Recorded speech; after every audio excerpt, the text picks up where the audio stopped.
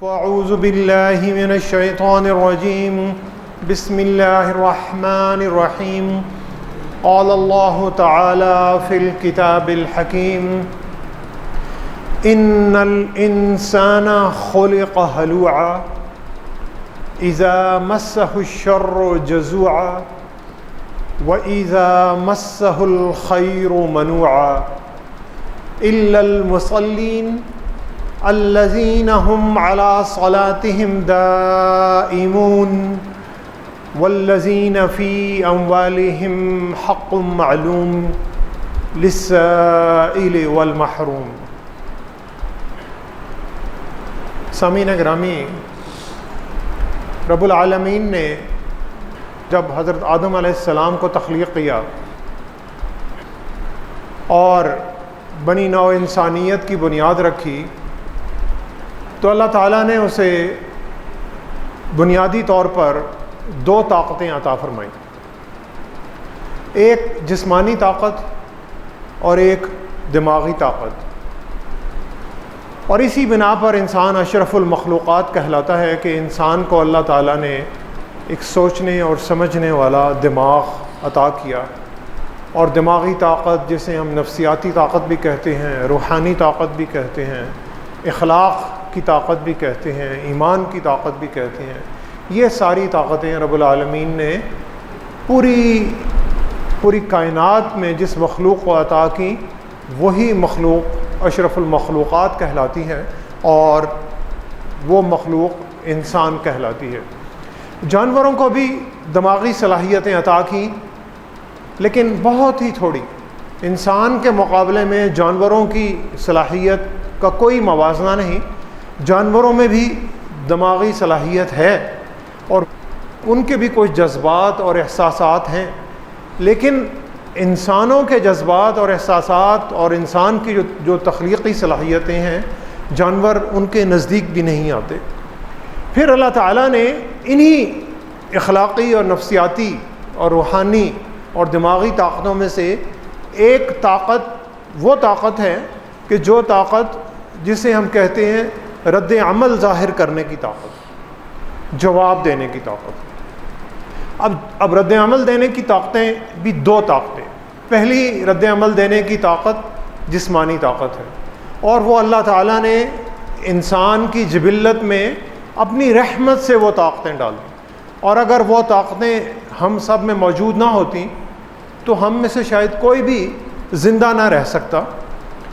یعنی جیسے پیاس لگتی ہے تو جسم خود بتاتا ہے کہ مجھے پیاس لگی ہے اور میں نے پانی پینا ہے، اسی طرح بھوک لگتی ہے تو جسم کے اندر سے کچھ ایسے سگنلز ہیں جو دماغ کو جاتے ہیں، اور دماغ پھر انسان کو کہتا ہے کہ اب میں نے کھانا کھانا ہے۔ گرمی لگتی ہے تو اللہ کا ایئر کنڈیشنر چلتا ہے، پسینہ آتا ہے، پسینہ آتا ہے تو جسم کا جو درجہ حرارت ہے وہ کم ہوتا ہے، اور اللہ تعالیٰ نے یہ ایک قدرتی طور پر ایک سسٹم انسانوں میں رکھا ہوا ہے کہ جب درجہ حرارت زیادہ ہو تو پسینہ آ کر اس ٹمپریچر کو، درجہ حرارت کو کم کرتا ہے۔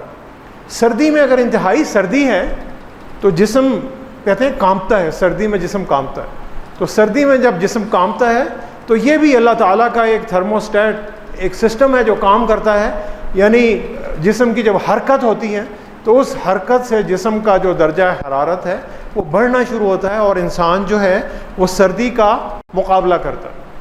کوئی چیز چبھتی ہے تو درد ہوتا ہے، اور اگر یہ درد نہ ہو تو کوئی بھی انسان کا بازو بھی کٹ جائے اور ہاتھ بھی کٹ جائے اور کوئی بڑی سے بڑی چیز انسان کا زخم بھی آ جائے تو انسان کو پتہ ہی نہ لگے کہ میرے ساتھ کیا حادثہ ہو گیا۔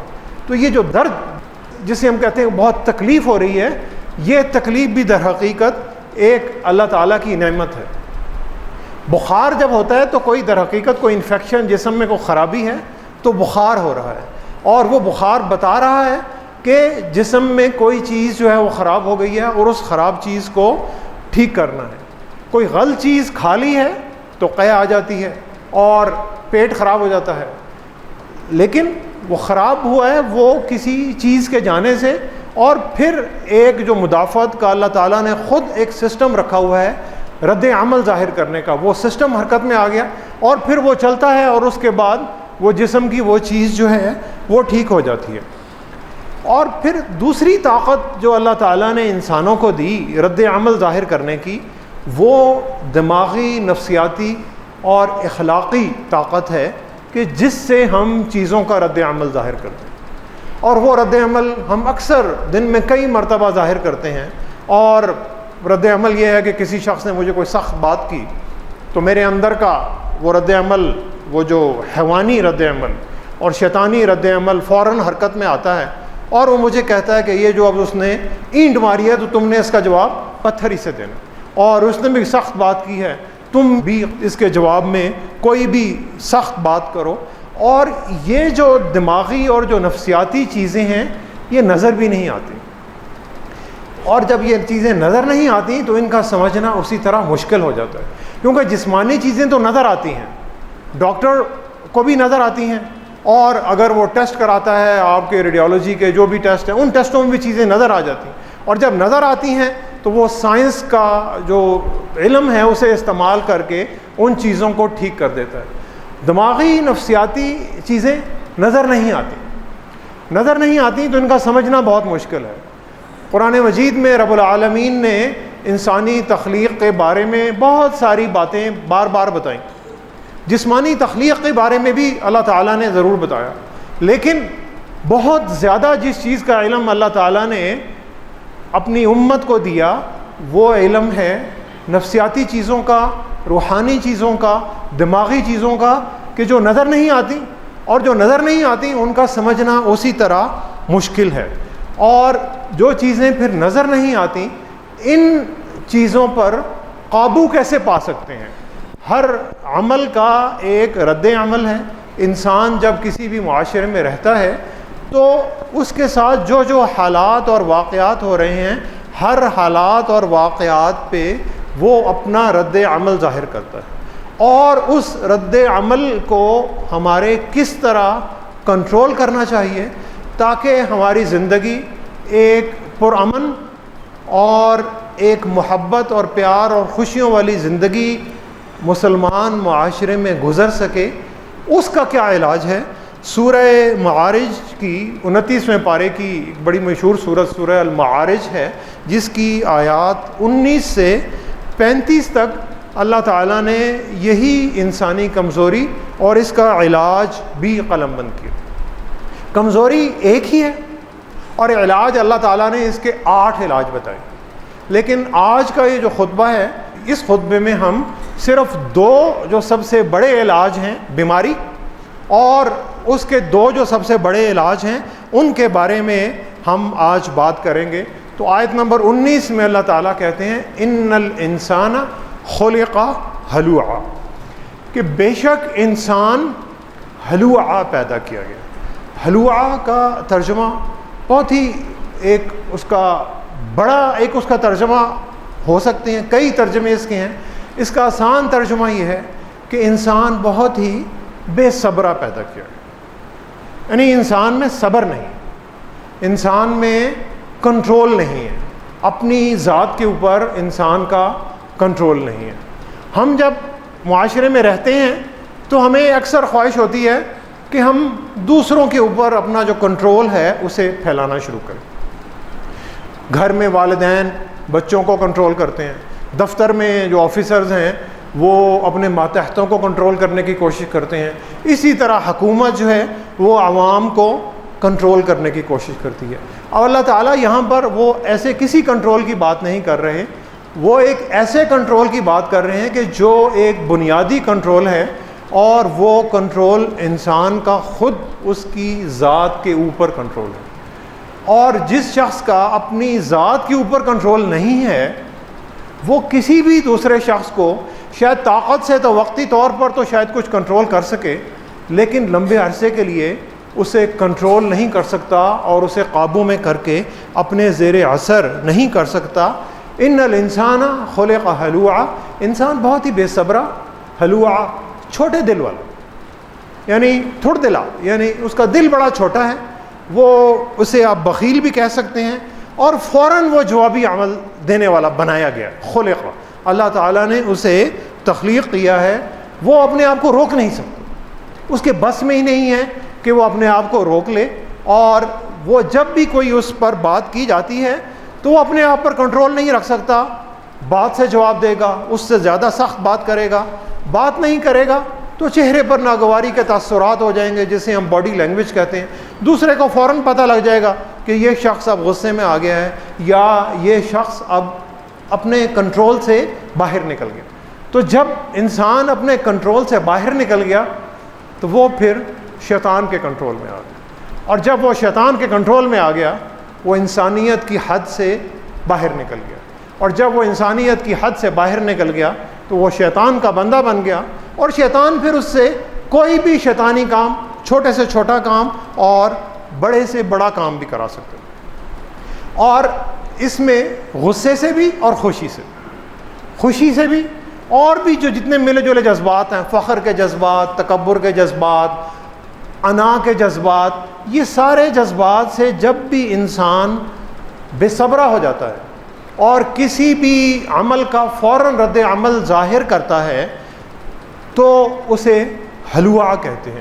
اور پھر اللہ تعالیٰ کہہ رہے ہیں کہ انسان اسی طرح تخلیق کیا گیا، یعنی جب بچہ پیدا ہوتا ہے تو اسی طرح پیدا ہوتا ہے۔ تو آپ دیکھتے ہیں جب بچے پیدا ہوتے ہیں، چھوٹے ہوتے ہیں بالکل بیبیز، انہیں جب بھوک لگتی ہے تو روتے ہیں، بے تحاشا روتے ہیں، اور جب انہیں کھانا مل جاتا ہے، دودھ مل جاتا ہے تو پھر وہ آرام سے چپ ہو جاتے ہیں۔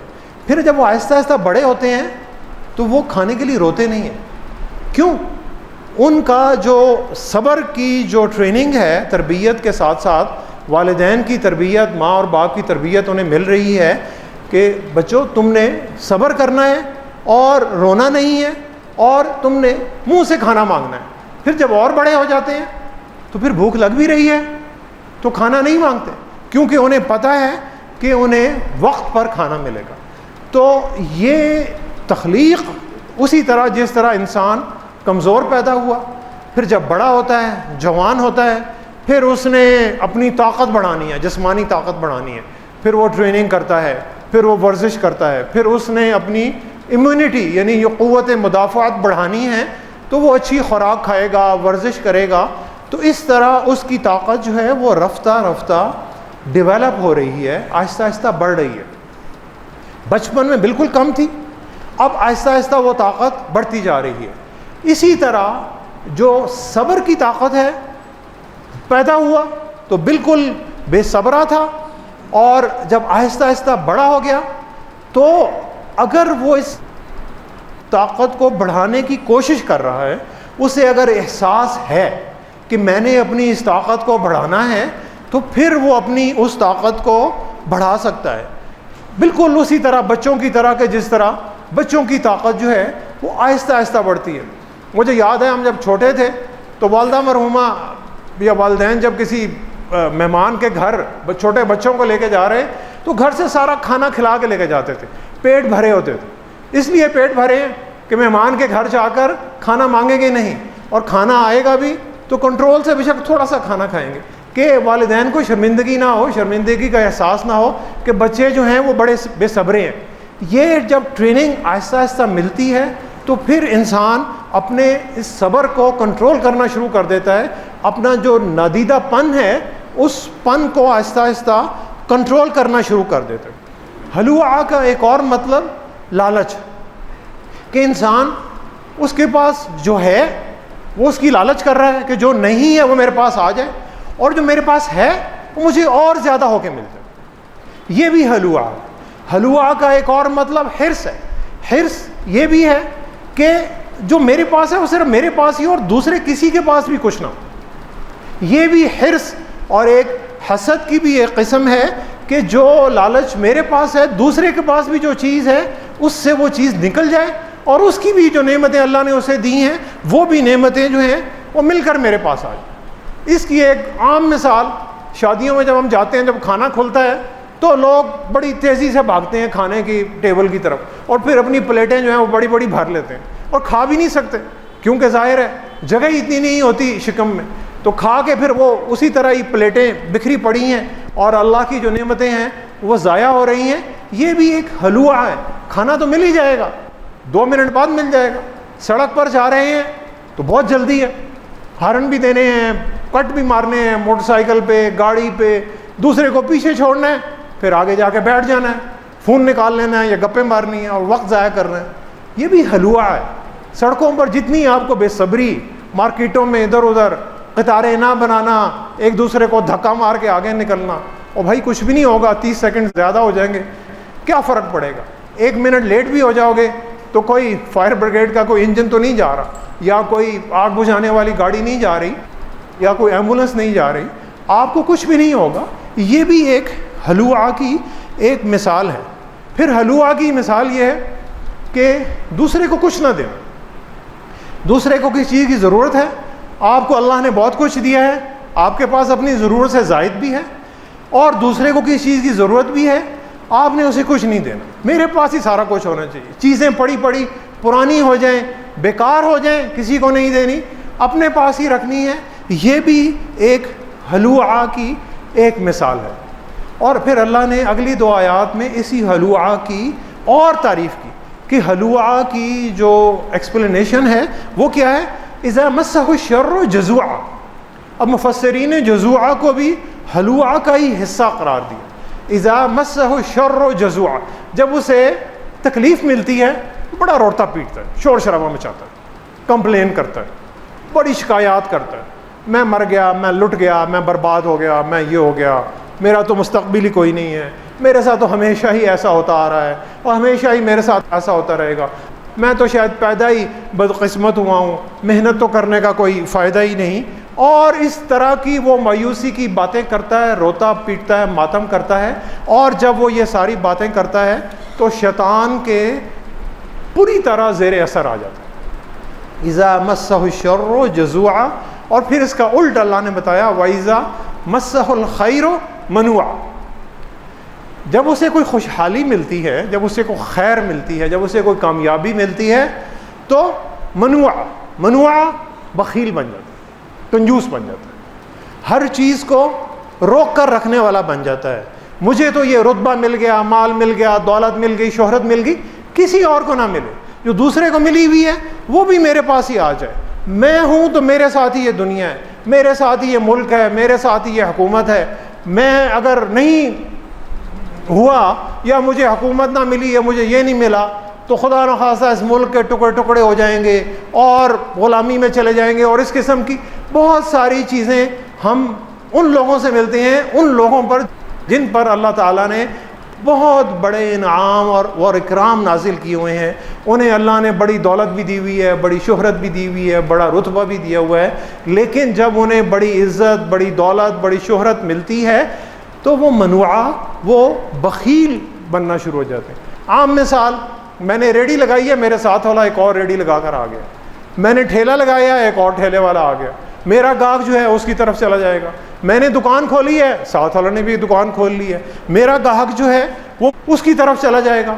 اور منوعہ یہ بھی ہے کہ مجھے اگر کوئی ذمہ داری مل گئی ہے، مجھے کوئی عہدہ مل گیا ہے، تو میرے ہاتھ سے کسی کا بھلا نہ ہو جائے، میں کسی کا کوئی جائز کام بھی نہ کروں اور میں لوگوں کو تنگ کروں.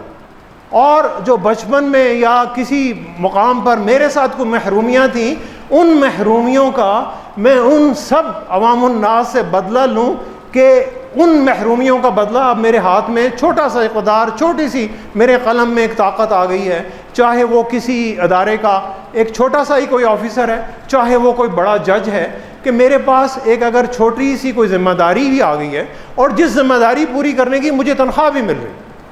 میں ایک سیکورٹی گارڈ ہوں اور کسی عمارت کے باہر کھڑا ہوا ہوں تو میں لوگوں کو تنگ کروں. اسی طرح میں کسی بھی ادارے میں ہوں، کسی بھی دفتر میں ہوں، تو میں جتنی محرومیاں میرے ساتھ تھیں یا مجھے جو بھی عہدہ مل گیا، میں اس کا غلط استعمال کر کر لوگوں کو مدد سے محروم رکھ رہا ہوں کہ کسی لوگ کا کوئی بھلا نہ ہو جائے.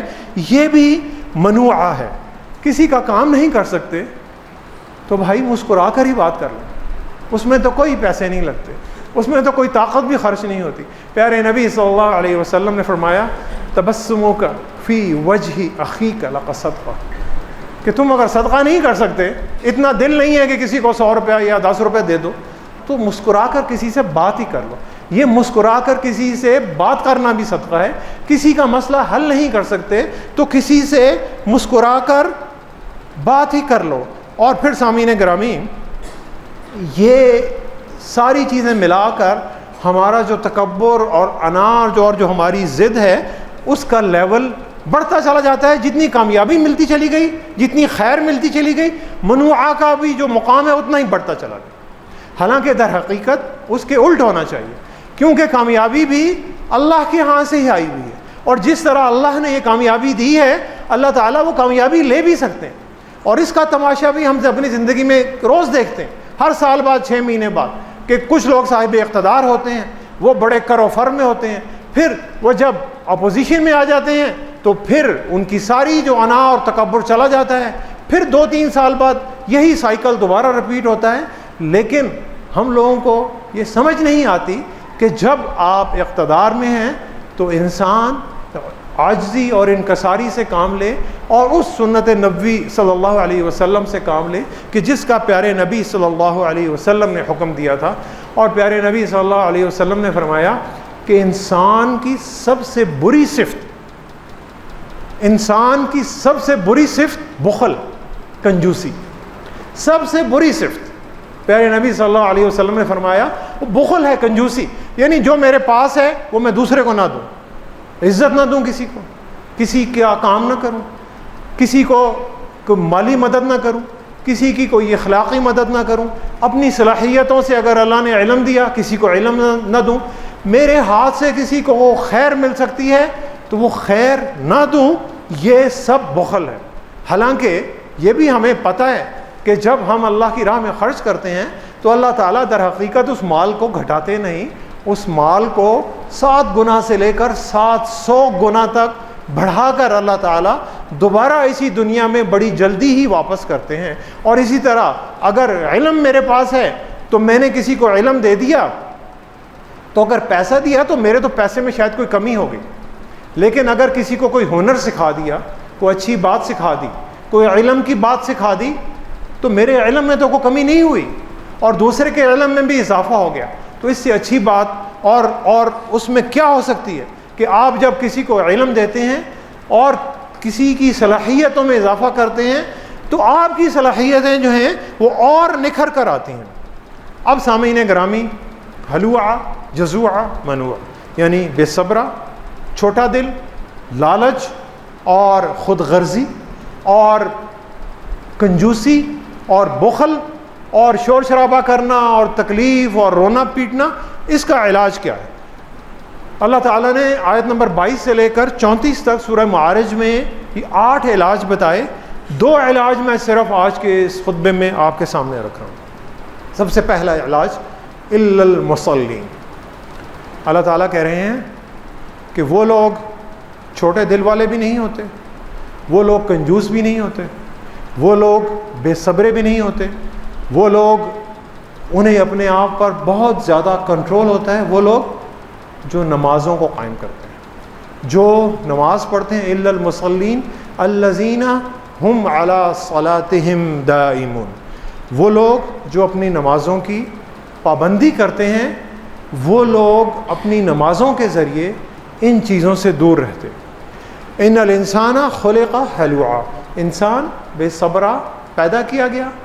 بے صبری کا علاج اللہ تعالیٰ نے پہلا علاج اور آخری جو آیت ہے اسی سلسلے کی، اسی مضمون کی، سورہ معارج میں آیت نمبر 34 پہ اللہ تعالیٰ نے اس موضوع کو ختم کیا. اور وہاں پہ بھی اللہ تعالیٰ یہ بتا رہے ہیں والذین هم علی صلاتہم یحافظون. اور وہ لوگ جو اپنی نمازوں کی حفاظت کرتے ہیں، اپنی نمازوں کی پابندی کرتے ہیں، اپنی نمازوں میں پابند رہتے ہیں. یعنی وہ ہر وقت 5 وقت کی جو نماز فرض ہے ان نمازوں کی پابندی کرتے ہیں. تو جس طرح جسمانی تربیت انسان کی جسمانی قوت مدافعت کو بڑھاتی ہے، اس طرح نماز بندہ مومن کی اخلاقی اور نفسیاتی قوت کو بڑھاتی ہے، اس کے صبر میں اضافہ کرتی ہے اور اسے اپنے آپ پر زیادہ کنٹرول دیتی ہے. اور جو ماڈرن مینجمنٹ یا سائیکالوجی کی جتنی بھی کتابیں اٹھا لیں اور ساری کتابیں اور آج کا جو سائنس کا علم ہے وہ آپ کو بالکل یہی بتاتا ہے کہ آپ اگر دنیا کو کنٹرول کرنا چاہتے ہیں پہلے بھائی اپنے آپ کو کنٹرول کریں. اگر آپ اپنے آپ پر ہی اختیار نہیں ہے آپ کا تو کسی دوسرے پر آپ کا کوئی اختیار بالکل نہیں چل سکتا. اور نماز میں یہ آپ کا اختیار کس طرح اس کی تربیت ہو رہی ہے, کس طرح یہ اختیار بڑھ رہا ہے کہ جب آپ نماز میں ہیں, آپ سجدے میں ہیں, آپ رب العالمین کے ساتھ ہمارا ایک بالکل ڈائریکٹ کنیکشن, اس کنیکشن میں کسی سفارش کی, کسی اور چیز کی, کسی رابطے کی ضرورت نہیں ہے. وہ بندے کا اور اللہ کا اس وقت ایک کنیکشن بن گیا. میری ساری راحتیں, میری ساری تکلیفیں, میری ساری پریشانیاں, میری ساری مصیبتیں اس رب العالمین کے سامنے, اور رب العالمین کے سامنے میری مصیبتیں دور کرنا, میری تکلیفیں اور میری پریشانیاں دور کرنا کوئی مسئلہ نہیں. وہ سب کی پریشانیاں دور کر سکتے ہیں. مجھے یہ نماز صبر عطا کر رہی ہے, میری قوت مدافعت میں اور میری طاقت میں اور میری صلاحیتوں میں اضافے کا سبب بن رہی ہے. اور اگر میں یہ 5 مرتبہ کی یہ ڈوز بغیر کسی ناغے کے ہر دن لے رہا ہوں, 365 دن ایک سال میں, اور کئی سالوں سے لیتا چلا آ رہا ہوں, تو سامعین گرامی کون سا دنیا کا ایک ایسا کام ہے کہ جس کام میں اللہ کی مدد ہوتے ہوئے بھی اس مشکل پر قابو نہیں پا سکتا. کوئی ایسا اللہ کے ہاں کوئی ناممکن کام نہیں ہے. اس کنیکشن کو مضبوط کیسے کیا جا سکتا ہے؟ اس کنیکشن کو مضبوط عاجزی کا اظہار کر کے, انکساری کا اظہار کر کے, اور اپنی کمزوری کا رب العالمین کے سامنے اظہار کر کے کیا جا سکتا ہے. اور اس کنیکشن کو کمزور کرنے کے لیے جب اللہ کا بندہ تکلیف میں ہے تو بھی ایک کنٹرول میں رہے, اس میں کوئی روئے پیٹے نہیں, بے صبری کا مظاہرہ نہیں کرے. 2 منٹ لیٹ ہو رہا ہے کوئی فرق نہیں پڑتا, کوئی بڑی سے بڑی تکلیف بھی آ گئی ہے وہ بھی گزر جائے گی. اور پھر اگر اللہ تعالیٰ کسی نعمت سے نوازیں تو بخیل نہ بنے, کنجوس نہ بنے, اس نعمت کو صرف اپنے پاس ہی نہ رکھے, اور اگر کسی دوسرے کی مدد کر سکتا ہے تو آگے بڑھ کر اس کی مدد کرے. کسی کا حق آپ دلا سکتے ہیں, آپ کے 2 میٹھے بول کسی شخص کی اگر دل جوئی کر سکتے ہیں, اور آپ کی مسکراہٹ اگر کسی غم زدہ شخص کو ایک خوشی کا پیغام دے سکتی ہے, تو یہ بھی ایک منوعہ کا بالکل الٹ ہے کہ اللہ کا بندہ دوسروں کو تکلیف میں دیکھ کر ان کی تکلیف خود محسوس کر رہا ہے, اور پھر کوشش کر رہا ہے کہ وہ دوسروں کی تکلیف کو کسی طرح دور کر سکے. اور جب تکلیف مل رہی ہے تو مایوس نہیں ہے, ہمت نہیں ہار رہا, اور جب کامیابی مل رہی ہے تو بخیل نہیں بن رہا, کنجوس نہیں بن رہا, اس کا دل چھوٹا نہیں ہو رہا. اچھا وقت ہے تو برے وقت کو یاد کرتا ہے, برا وقت ہے تو اچھے وقت کو یاد کرتا ہے, کیونکہ اللہ کے ہاں برے وقت کو اچھے وقت سے بدلنا کوئی مشکل کام نہیں ہے. میرے اور آپ کے لیے تو شاید بہت بڑا مشکل کام ہو, لیکن اس رب العالمین کے لیے کوئی مشکل کام نہیں ہے. اس رب العالمین وہ تو کسی بھی لمحے میں آپ کا برے سے برا وقت جو ہے بہت ہی اچھے وقت سے بدل سکتا ہے. اور وہ لوگ کہ جنہیں اللہ نے وقت بھی دیا, جنہیں اللہ تعالیٰ نے صلاحیتیں بھی دیں, جنہیں اللہ تعالیٰ نے علم بھی عطا کیا, اور جنہیں اللہ تعالیٰ نے دولت اور شہرت بھی عطا کی, وہ لوگ جب کسی دوسرے سے اپنا علم, اپنی دولت, اپنا مال, اپنی صلاحیت جب کسی سے شیئر کریں گے تو انہیں دوسرے کی تکلیف دیکھ کے پھر اندازہ ہوگا کہ اللہ تعالیٰ نے مجھ پر کتنے انعام کیے ہیں, کتنے اللہ تعالیٰ نے مجھ پر رحم کیے ہیں, اور کتنے لوگوں کو ان چھوٹی چھوٹی نعمتوں سے کہ جن کو میں نعمت سمجھتا ہی نہیں, ان لوگوں کو ان سے محروم رکھا ہوا. کیونکہ آپ کی ایک عام سی چیز کسی بھی محروم شخص کے لیے ایک بہت ہی اعلیٰ چیز ہو سکتی ہے. آپ کی ایک چھوٹی سی مسکراہٹ کسی غمزدہ شخص کے لیے ایک زندگی کا پیغام ہو سکتی ہے. آپ کے پیار کے 2 بول اور آپ کی ہمدردی سے کوئی چھوٹا سا کسی کا کام کسی بھی شخص کی زندگی کو بدل سکتا ہے۔ آپ سے کوئی سیکھی ہوئی کوئی پیار کی بات اور کسی کی مالی امداد اور کسی بھی شخص کو تکلیف میں دیکھ کر اس کی مدد کرنا اور پھر اس کی مدد کرتے رہنا، یہ معاشرے میں ایک ایسی اچھائی پھیلاتا ہے کہ لوگوں کو بھی پھر اس معاشرے میں اچھائی کو پھیلانے کی ترغیب ہوتی ہے۔ یہی اللہ تعالیٰ کا مسلمان سے یہی ایک ریکوائرمنٹ ہے کہ آپ اللہ کی جو دی ہوئی نعمتیں ہیں ان نعمتوں کو بانٹیں، ان نعمتوں کو تقسیم کریں، جو محروم ہیں ان کو دیں۔ جب آپ تکلیف میں ہیں تو ضبط میں رہیں، کنٹرول میں رہیں، اور جب آپ کو کوئی کامیابی مل گئی تو تکبر میں نہیں آئیں۔ اور اللہ کے ہاں ناممکن کو ممکن بنانا کوئی مشکل کام نہیں، اور اگر دعائیں قبول نہیں ہو رہی اور اللہ تعالیٰ سے کنیکشن صحیح نہیں بن رہا تو اللہ تعالیٰ کے کنیکشن، اللہ تعالیٰ کا سگنل تو پھیلا ہوا ہے، کمی تو کوئی میرے میں ہی ہے، کمی خط میں نہ ڈاکیے میں ہے، کمی خط میں نہ ڈاکیے میں ہے، کوئی غلطی میرے پتے میں ہے۔ خط میں اور ڈاکیے میں کمی نہیں ہے، غلطی جو ہے وہ میرے پتے میں ہی ہے۔ میں نے ہی اپنے آپ کو ٹھیک کرنا ہے، میں نے ہی اپنے بے صبرے پن کو کنٹرول کرنا ہے تاکہ میں اس بے صبرے پن کو کنٹرول کر کر اللہ کے راستے کی طرف، بہتری کی طرف چل سکوں اور اپنی دنیا کو بھی بہتر بنا سکوں، دوسروں کی دنیا کو بھی بہتر بنا سکوں اور اپنی اور دوسروں کی آخرت بھی بہتر بنا سکوں۔